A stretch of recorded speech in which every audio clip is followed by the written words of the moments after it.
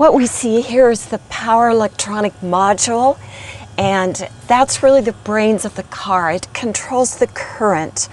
Underneath it is a motor that's probably larger than a watermelon. I've never met that. It's down in the car. And here are the lithium-ion batteries. They're actually half the weight of the car. There are 6,731 of those commodity batteries that actually drive the car 0 to 60 in 3.7 to 3.9 seconds. The car has a 240-mile range, so you can see how powerful those lithium-ion batteries are. And the beauty of this is the simplicity. Instead of seeing hundreds of internal combustion engine parts, we see this very simple motor, the battery. The batteries are actually liquid cooled, and that keeps the batteries at a cool temperature for optimal functioning.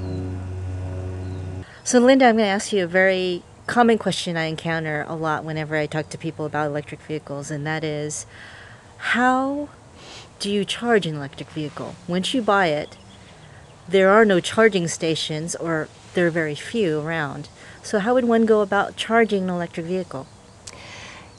Home refueling is really a wonderful thing. You don't have to go anywhere to get your fuel. You just plug in your garage at night while you're sleeping. I like to say it takes me longer to charge up than it does the car.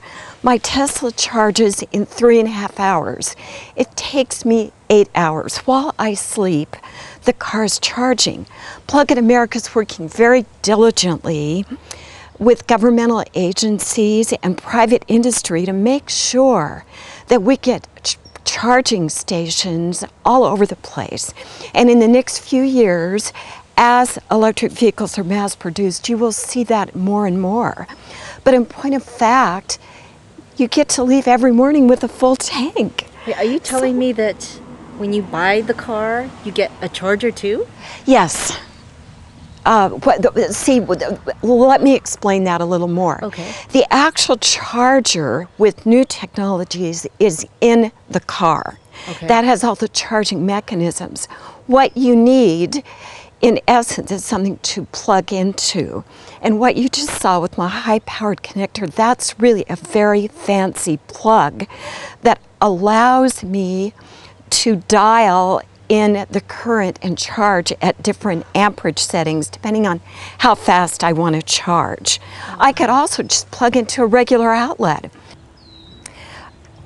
What I've got here is my mobile charging cord. It's a 120-volt cord, which means essentially that I can plug into any standard outlet should I be on the road. Normally I charge with my high-powered connector, which lets me charge in 3.5 hours. This would take considerably longer, but it's great because I can plug in anywhere, and let me demonstrate that to you. This end goes into the wall, and then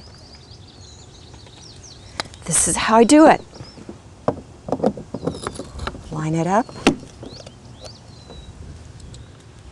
plug it in.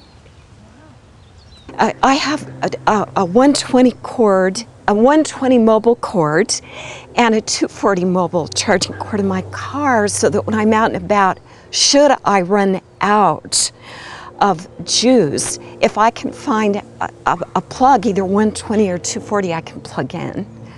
But when I'm home, I can use my high-powered connector, which allows me, as I said, to charge a little faster. That's amazing. Well, you've heard it. Charging made easy for electric cars. So, for all of the people out there who are embarking on this new life to get married and start a house and are looking to possibly purchase an electric vehicle, what do you think that the electric vehicle can offer them? I think that the electric vehicle can offer them the knowledge that they are helping to create a better world for the children that they will be having. It really is the future, and it's a way to promote clean transportation for their future and the future of their children and their grandchildren. That is amazing. Thank you so much You're for welcome. joining us at the Green Wedding Tour. Be sure to visit Plug-in America's website. That would be pluginamerica.org.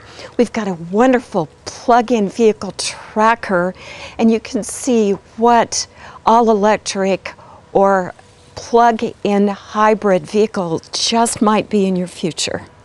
Thanks.